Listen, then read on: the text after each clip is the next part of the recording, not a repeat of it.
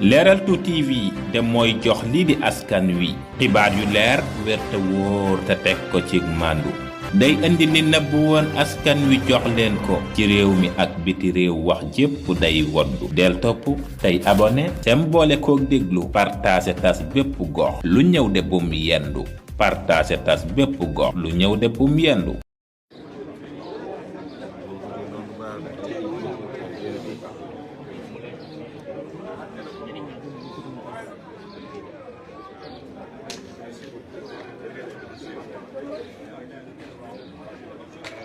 Féliciter nos lions qui ont dominé le match.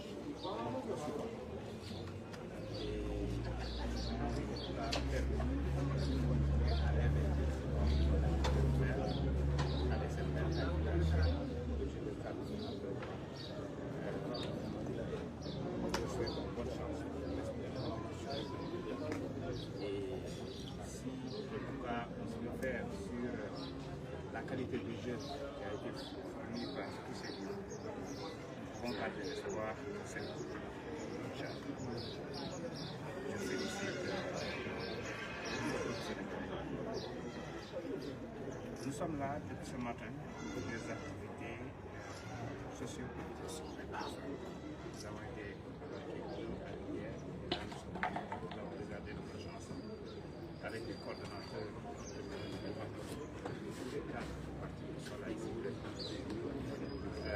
Nous avons souhaité en tout cas réunir ici dans de médicaments parce que comme vous le savez dans le monde rural nous avons un manque criard d'infrastructures de santé mais surtout de ce qui fait que nous avons différents types de la distribution avec des balles de moustiquaires aussi, mais aussi avec du matériel agricole, des moyens amis, pour dire que c'est ça parce que nous avons toujours été dans les activités sociales, dans les activités citoyennes, et ça c'était bien avant notre arrivée au pouvoir. Donc nous sommes juste en train de continuer cette dynamique-là des patriotes, à savoir toujours des populations. Et mon frère, c'était pareil, nous remercions particulièrement cette éducation. Nous n'avons jamais cessé aussi avec les directeurs. Tout le monde est en train de mettre la main à la pâte pour soulager les populations. En marge de tout ça, nous avons prévu d'élargir cette assistance-là pour enrôler le maximum possible de jeunes, mais aussi d'adultes d'idéologues, afin qu'ils puissent bénéficier de la couverture médicale universelle. Je peux vous annoncer ici que dans le premier trimestre, nous allons enrôler 3000 personnes. Et nous comptons continuer cet enrôlement-là jusqu'à la fin de l'année pour atteindre un objectif de 10 000 personnes enrôlées, en tout cas qui vont bénéficier de la couverture médicale universelle. Comme vous le savez, les temps sont durs. Tout le monde n'a pas en tout cas les moyens de se payer des soins de qualité. Et nous allons aussi cibler certaines catégories dont l'état du mais aussi les couches vulnérables. Nous n'avons pas oublié les non-mamans qui sont autour du marché, mais aussi les chauffeurs entre autres. Donc tout ça aussi c'est quelque chose que nous comptons faire et déjà présent les représentants ici on va démarrer ce travail. Monsieur le Président, vous avez parlé du président de la nation, le lendemain, donc on dit que le Premier ministre a fait un contre-pied au président de la République. Partagez-vous cette avis? Pas du tout. Le Premier ministre a complété le président de la République. Par rapport à l'enrôlement de nouveaux militants, Oui, nous sommes là pour ça. Nous allons tout à l'heure tenir une réunion avec tous les coordonnateurs et les cadres du parti pour travailler sur un plan d'action qui nous permettra d'enrôler le maximum de citoyens possible, notamment dans le Jolof aussi, pour apporter notre pierre à l'édifice. Et ça, au sortir de la réunion, nous pouvons peut-être partager avec vous les différents objectifs et surtout le plan d'action qui sera élaboré afin de pouvoir réaliser cela. Comme je l'ai dit tantôt, l'objectif, nous savons déjà que PASTEF est le plus grand parti du Sénégal. Mais l'objectif est de finir par un parti unique sans forcer. Un parti unique par la massification, tout simplement. Et nous pensons que le département de Linguère sera en tout cas sur le podium des 3 départements qui vont faire le maximum d'enrôlement. Et ça, avec tous les coordonnateurs ici présents, les cadres, les députés, les directeurs, tout le monde va s'y mettre et Inch'Allah, nous allons enrôler tout le Jolof, c'est ça notre objectif. Monsieur le Président, dernière question. Le député de PASTEF vous a interpellé sur la gestion de l'Assemblée nationale et il réclame un audit et la réduction du mandat du président de 5 à 1 an. Que répondez-vous? Je pense que les Sénégalais ont répondu à ma place.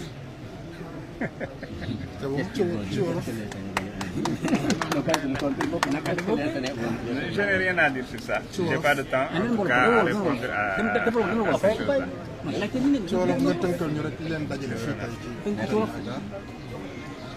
waaw jërëjëf dañ fi daje tey ginnaaw bi ñu amalee ab tournée ci lenn ci goxu Jolof yi jaar Barkéej ci jaar Linguère ñëwoon fii tey profité ci tamit ay njaal yu bëri yu xewoon suñu ginnaaw mel ni Barkéej suñu benn allié politique bu am doole wuy ji borom waaye jaar Linguère tamit kër l'ancien ministre, l'ancien président du Conseil économique et social, El Hadji Maguette Lo, mais aussi kër Habib Sy yooyu yëpp ay njaal la woon ak fii ci suñu kër nga xam ne ñu waa Jolof yëpp foofu mooy suñu kër moom muy kër El Hadji Samba Lawbe bi nga xam ne génn na àdduna di sët ci Alboury Ndiaye ñu demoon fa jaale ci waaye ñëw seetaanandoo ak waa lenn ci waa Jolof particulièrement coordination bi ak cadre yi ci bokk yëpp li nga xam ne mooy match Sénégal ñu profité ci di jaajëfal suñu gaynde yi ndax woneeti nañ seen mënin woneeti nañ seen bopp won nañu ne favori bi nga xam ne bàkkee nañ leen ko ci Coupe d'Afrique bi lu ñu yelloo la lu ñu mérité la di leen ñaanal rek cat bañ leen topp te ñu continuer nii di ñu bégal ba final ba incha allah ñu dajeeg Maroc jël coupe bi ndànk ci moom indi Sénégal loolu mooy mbébét buñ ca yeggee rek yàlla baax na yan naa ca dem ça veut dire que dinañu qualifier incha allah bu loolu weesoo nag ñu jàpp ne dafa am loo xam ne PASTEF dafa baaxoo woon PASTEF dafa baaxoo woon depuis opposition di taxawu askan di cotiser di boole seen doole di organiser ay activités citoyennes di organiser ay dons de sang di organiser ay nettoyage waaye tamit di joxe ay dons ci loolu rek ci continuité boobu la ñu nekk maa ngi wax sànq ne suñu frère Mamadou Ndaw def na ko fi ci 31 décembre séddale ay dons yu am solo ay fan ci ginnaaw rek defoon nañ ko fële ca foyer tamit yu ni mel tey dañu ñëw nag indi matériel médical bu am solo xëy na dina leen yónnee liste bi ngeen gis li ci nekk yëpp loo xam ne fii dañu xaw a raflé lépp lu jëm ci wàllum ay centre de santé poste de santé waaye surtout équipement bi ci war ak matériel ak médicaments yi nga xam ne dinañ ko yittewoo moo taxoon ñu indi ko ngir mën ko tas Jolof waaye yamuñu ci ndax période bi ñu nekk la ñu indaale ay bari moustiquaires indaale tamit matériel agricole indaale ay moulins à mil yooyu yëpp dafa bokk ci li nga xamante ne nii askan wi fii dañ ko soxla te dafay ginnaaw aspect social bi dafay économiquement dafa am impact bu muy am mais yamuñu ci dañu ne ñëpp seen loxo jotewu seen ginnaaw pour ñu am paj mi war rawatina les couches vulnérables lu ci mel ni taalibe yi waaye ñi nga xam ne tamit xëy na ndóol gi sonal na leen moo tax ñu teg benn programme boo xam ne dañu fas yéene enrôler des milliers de personnes ici dans le Jolof mag ak ndaw ci loolu ñuy woowee CMU couverture maladie universelle mooy gën ngaa néew fii ak mars dinañu enrôler 3000 te bëgg nañu fii ak at mi jeex minimum 10 000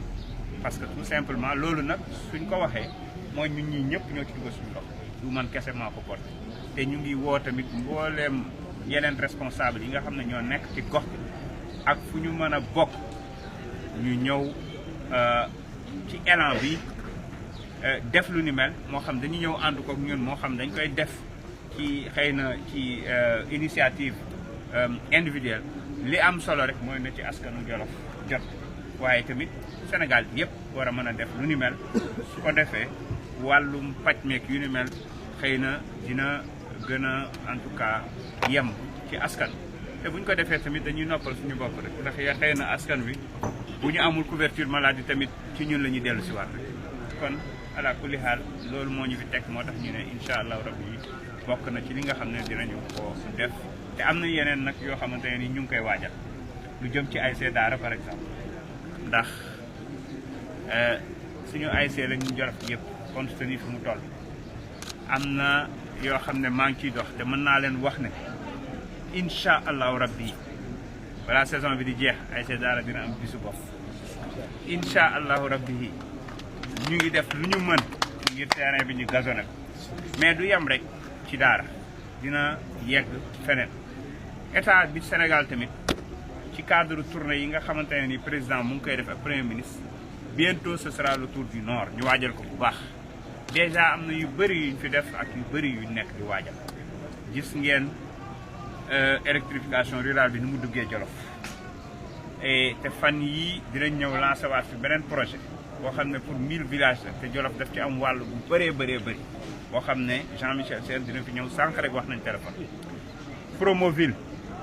balaa fin mars incha allah 4 kilomètres 4,5 kilomètres fii ci Daara ànd ak lampadaire ànd ak poste de santé ak yenn activité connexes yi dinañ ko fi lancé travaux yi commencé Linguère amoon na Mbëlëxe am na waaye prévoir nañ beneen 3 kilomètres pour Linguère boo xam ne ci programme bu bees bu ñu war a lancé très bientôt sànq la raccroché ak Serigne Ndiaye directeur Promoville mu koy wax war nañ fi inauguré je pense centre de stockage bi nga xam ne pare na bi ñu offrir les femmes te waa ASER may ñu ko le ministre de l'intérieur dina fi ñëw tournée ndax caserne bi dañ ko war a terminer waxtaan nañ ci yónnee na ma état bi won nañu ne li ci des bëriwul fee nga xam ne aussi mooy doon quartier général légion bi ils vont le finaliser très rapidement avec le ministre Birame Diop te la ma fi waxoon tamit bokk na ci li indi visite ministre de l'intérieur mooy visiter zone yi nga xam ne mën nañ fi implanter la prochaine police de Daara incha allah donc suba ngoon guddeeg bëccëg ci tey Jolof la ñu tax dégg ngeen fi cité diaspora yi lépp luy am politique boo xam ne état du Sénégal dina ko jël ñun dinañ xar suñu tànk tubéy ba Jolof jot ci lam ca war a jot kéem yeneen yi loolu nag mënuma ci ñàkk a jaajëfal Seynabou Cissé bi nekk ci def liggéey bu mucc ay yu ci bëri yu ngeen gis fii moom moo ko coordonné day def li mu def yëpp ba pare ñëw jox ma ne ma am mais en réalité compte tenu de mes activités compte tenu de la posture bi ma nekk moom mooy dem ci directeurs yi mooy dem ci ministres yi man coup de fil rek lay jox te noonu la koy defee ànd ci ak ñoom Jules Thiam ak ñëpp waaye incha allahu rabbi am na yeneen ak yeneen yoo xamante ne ni prévoir nañ ko pour la Jolof notamment les forages yi nga xam ne c'est déjà validé dans le budget actuel de Cheikh Tidiane Dièye yónnee nañu forage yi soxlawul ma koy lim ak aussi lépp loo xam ne jëm na ci électrification bi nga xamante ne nii war na law Jolof projet bu am solo boo xamante ne nii ñor na waa Jolof mooy projet Préferlo bi ngeen daan dégg mooy vallée fossile yi président de la République comme premier ministre ministre de l'agriculture ministre de l'hydraulique démb rek bi ñu dajee présidence dañ ci mujjee wax ñoom dañu jàpp ne mooy le projet le plus structurant bu ñu mën a réaliser fii ak fin du mandat moo tax ñu ngi ciy dox ay jéego yu am solo yoo xamante ne nii bu ñëwee ba ñu dragué canalu 65 kilomètres ba def fi les centrales solaires photovoltaïques ba def fi les bassins yi nga xam ne moom mooy gérer pisciculture bi ba def ba nga xam ne fii Jolof dinañ fi mën a bay noor ak nawet càmm gi dina mën a dox noor ak nawet ak yu ni mel ak li ci war a topp agropole ak yooyu mën nañ leen biral ne incha allahu rabbi ci mandat bi di ngeen commencé gis xar kanamu Jolof di soppeeku ca anam yëgën mënuñu ñàkk jaajëfal nag suñu benn mbokk Jolof yoo xamante ay Jolof yoo xam ne taxawal nañ fii benn usine bu mag boo xamante ne nii day produire bokkoon na sax ne dinañ fa dem xool ko mais journée bi ni mu demee la mais dinañu def tout ba bu fi président dañu wala premier ministre ñu dugal ko ci programme bi parce que dañu war a encourager les fils du Jolof yi nga xam ne ñu ngi jël des milliards di ko def ci usine ci industrialisation pour mën a def ay emploi waxtaan naak téléphone ma yor jox na ma ki nga xam ne moo yor projet bi ba ñu waxtaan ba mu wax ma ay mbébétam nombre d'emplois yi mu am nombre d'emplois yi mu visé dans le futur entre autres loolu la ñu soxla fii ci Jolof incha allah te noonu lay demee mën nañu wax ISEP bi nga xam ne ça avance très bien on a déjà l'assiette foncière te ñu ngi koy topp ak le ministre de l'enseignement supérieur donc yooyu yëpp ñu ngi ciy dox le ministre de la santé il m'a donné la garantie que le scanner de l'hôpital de Linguère a été commandé actuellement ils sont en train de construire l'emplacement te loolu yaakaar naa dina soulager population Jolof yëpp il boole na ci ay ambulance pour dëkk yi amul lu mel ni ay Afe lu mel ni ay Carndi ak yu ni mel c'est déjà prévu sans compter maintenant plateau médical bu centre de santé bu Daara bi nga xam ne il m'a promis que lui-même dina ko visiter dina ko relever boppam te loolu yëpp dinañ ko topp incha allah kon loolu moo nekkoon kàddu yi nga xam ne bëggoon na ñee ko jotal merci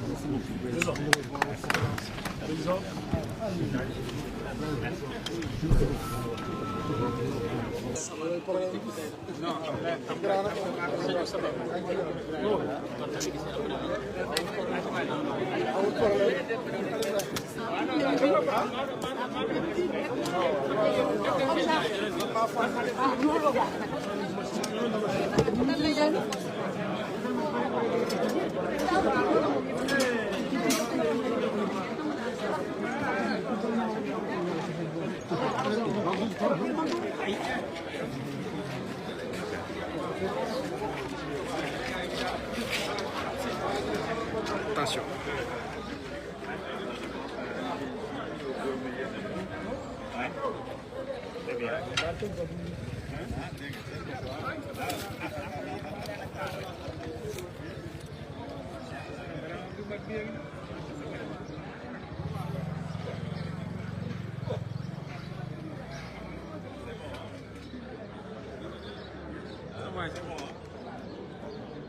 Leral TV International am mbir mu bees léegi lan ko jël seggi xibaar saytu ko door a jàllale amul ci kat morom bu leen di dendale fu mu mën a nekk lum sori ñu daal di dem jëli xibaar bi léegi def ko bëm Leral TV International abonné partagé tey aimé